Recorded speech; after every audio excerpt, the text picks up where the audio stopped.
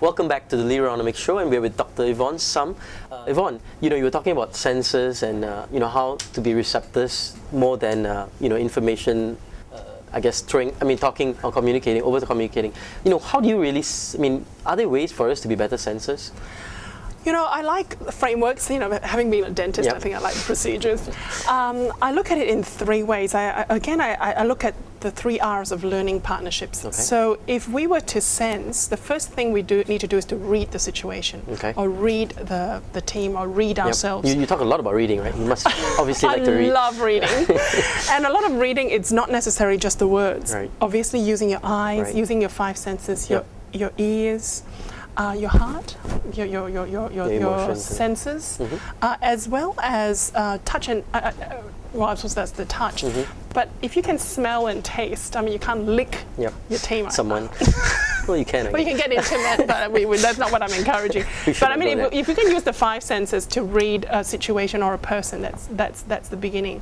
Then, as a leader, we need to, I guess, have in our mindset: is this the right behavior or context to start selling an idea or whatever? So, after I've read the situation, as a leader, I would need to now think of writing it. Okay. And to write it is your way of expressing it the best way. It's still in your head. Right. You haven't actually, Right. started, Yeah. but you've actually started planning how to write it for the team or write it for the situation, and write it with an RIGHT. Then the third part is if we actually suspect that there needs a little bit of tweaking, because if we sell it outright the way we say it, we might actually lose some people along the way because their wavelength is Right. different. Right. Then we need to rewrite it. Okay. So rewrite a context. And I use the example of Nelson Mandela after the Rugby World Cup in 1996, I think, when Pinar won the World Cup. And if you remember, the best way of rewriting a context of one nation for South Africa was when he, who represents the black community in his culture, and Pinar that represents the white, superiority. And he shook hands with Pinar with a Springboks jacket. Now, he didn't plan it. He actually happened to be walking through to congratulate Pinar, and the locker room was open where the Springboks had a jacket, and he thought, what a great way to rewrite history when all the cameras were flashing if we would put on that jacket. So we can rewrite context so that you don't have to talk about a one nation, but you can show it. So I think there's ways that leaders can actually learn how to do that. So the 3 R's Fantastic. of reading, writing, and rewriting. Okay. And I've read that your quest is to transform leaders, right? So how do you go about this quest, and how far are you in terms of progress? Yes, it's an never-ending journey. Yep. And I think the quest of transforming leaders, because I'm quite impatient, I'm like a child. I like to think of transforming leaders of tomorrow today. And the Okay. first step, again, is to transform yourself. Yep. Because if you can live the life truly for you as your true purpose and passions, then you can inspire others. And that's what I encourage leaders to actually understand themselves first, of what they truly want, and then understanding their people, of what their people truly want, and then building a context by which there's a win-win for both. You talk a lot about self-awareness. I mean, obviously, it's a very important part of leadership, and you seem to really expound it quite a bit. So, do you drive hard with the leaders that come to you for executive coaching that the starting point is self-awareness, and what are some things you make them do to be self-aware? Yeah, that's a good point. I guess self-awareness, because I think it's one of my greatest gripe myself. Okay. Because I always feel like I never understand myself enough. So on that quest, I think on my deathbed, I'll still be going, oh, have I learned everything about myself? And I'm on a quest on a daily basis for myself to find the bliss in the moment. My daughter and I call it the sparkly moment in a day. The sparkly moment. The sparkly moment. And if we have one sparkly moment a day, we can consider it's been a good day. So sparkly is meaning a wonderful moment. Well, a self-actualized moment, according to Maslow.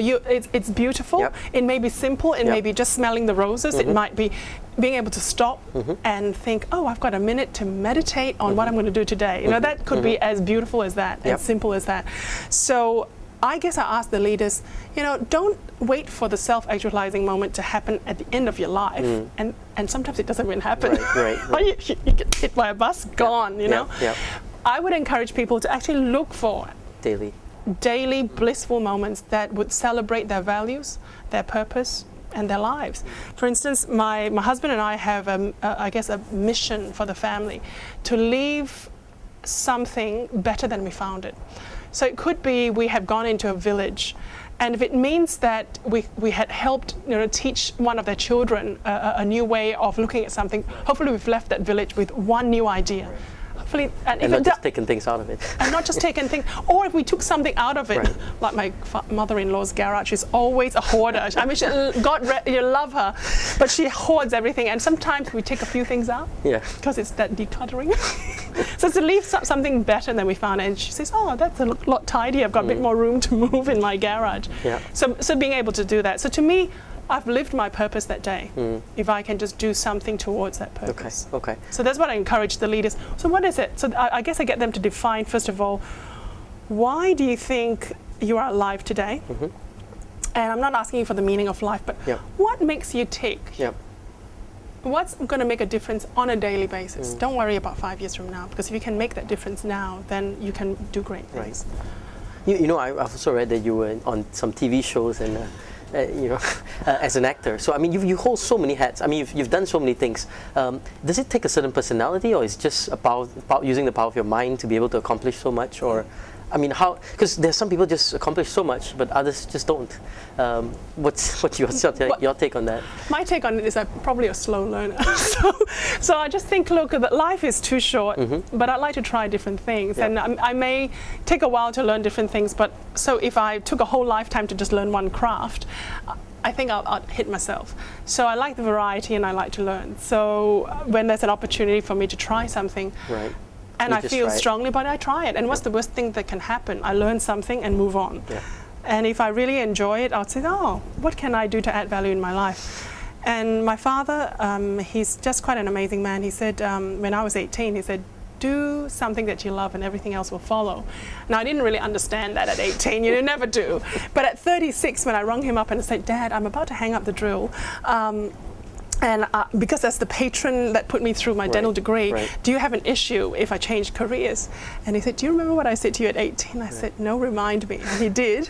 And I went, oh, I get it now. He said, basically, you can change your mind. At that time at 18, you want to be a dentist, and you loved it, and you did it well. And at 36, you might become a leadership coach, but you haven't lost all that dental degree. You've diagnosed mouths and health. You can diagnose organizations and make a treatment plan for them as well. And I went, oh, he's so amazing. So you never lose anything. So what I guess I'm saying is that everything that I've learned, even if the context by which I'm doing it is no longer the same, I've built on all the things I've learned, like the military, learning leadership skills from the Air Force, acting. I mean, communications is about actually stepping into different roles so people feel understood. So you don't have to become them, but if you can step into their world, which is acting, then you can understand it. And then from that point, you can actually take them on a journey to a different ending. And that's movie making, isn't it? So we can help people make a new movie in their lives. So you never lose anything. Fantastic. We're going to take a quick break and we'll be right back.